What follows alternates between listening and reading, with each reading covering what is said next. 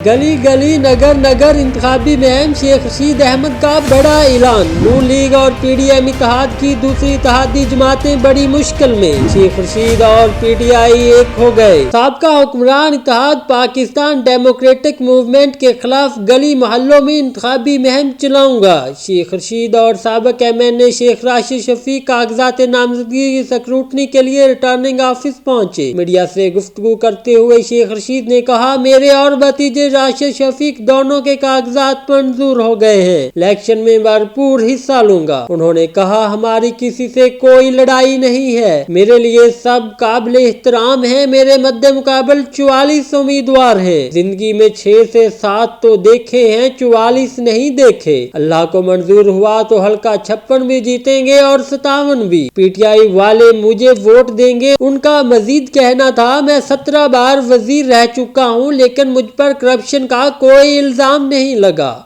साबिक वजीर दाखिला ने कहा, मैं सिर्फ 6 फरवरी को एक ही जलसा करूंगा, पीडीएम के खिलाफ अवाम में जाऊंगा और गली मोहल्लों में इंतखाबी मुहिम चलाऊंगा। कबल अजीज शेख रशीद ने लाल हवेली के बाहर चिड़ियों को आजाद किया। याद रहे, शेख रशीद ने NA-56 से कागजात नामजदगी जमा कराए थे, जबकि शेख राशिद शफीक ने NA-57 से कागजात जमा करा रखे हैं। दूसरी तरफ तमाम नून लीगी उम्मीदवारों को क्लीन चिट मिल गई। नैब के इलेक्शन सेल ने तमाम लीगी उम्मीदवारों को क्लियर कर दिया। इलेक्शन लड़ने वाले उम्मीदवारों की नैब स्क्रूटनी में नवाज शरीफ, मरियम नवाज समेत नून लीग के तमाम उम्मीदवार क्लियर करार दे दिए गए हैं। दूसरी जानब नैब हेडक्वार्टर में इलेक्शन कमीशन की मुआवनत के लिए खसूसी सेल कायम कर दिया गया है। नैब हेडक्वार्टर में कायम सेल की तमाम ब्यूरो मुआवनत कर रहे हैं। इलेक्शन कमीशन के तर्जुमान का बताना है कि ऑनलाइन सहूलत मरकज 24/7 काम कर रहा है। इलेक्शन कमीशन से मसूल दीगर उम्मीदवारों की फहरिस्त का जायजा लिया जाता है। पुली बार्गेन करने वाले और सजा याफ्ता उम्मीदवार इलेक्शन के अहल नहीं होते, जबकि पीपल्स पार्टी और दीगर जमातों के उम्मीदवारों की स्क्रूटनी भी जारी है। अगर आपको हमारी ये वीडियो पसंद आए तो वीडियो को लाइक करें, कमेंट करें, शेयर करें और चैनल को सब्सक्राइब करना ना भूलें और घंटी का बटन जरूर दबाएं,